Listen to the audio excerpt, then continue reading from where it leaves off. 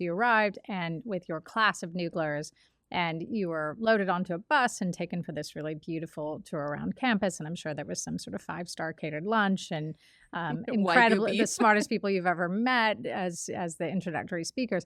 Anyway, I was on the bus for about 7 minutes when I got a call from my then boss, Rachel Whetstone, saying, I need you to come to this room right now. And I said, well, I'm sort of on this bus and I'm not sure I'm supposed to get off.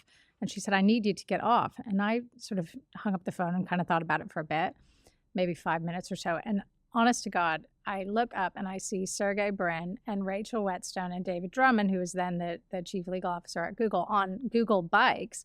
They had ridden out to find the bus to get me to disembark the bus. So I got off the bus, I got on a bike, and then we went over to this room where Eric and Larry and a bunch of the senior security engineers were. And they sort of explained to me what was going on. I thought, well, that's big.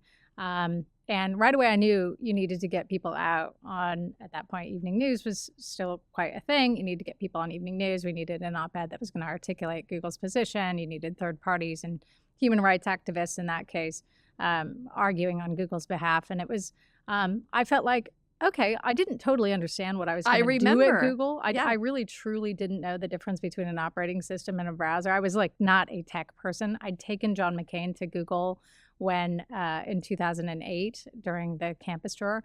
And I remember, seeing the huge dinosaur outside of Charlie's Cafe and people playing beach volleyball at 2:00 in the afternoon. And the founders were on stage introducing the senator, kind of shoeless, and Sergey might have been on roller skates. And I thought, wow, this is very different from the world that I come from, but it sounds pretty fun.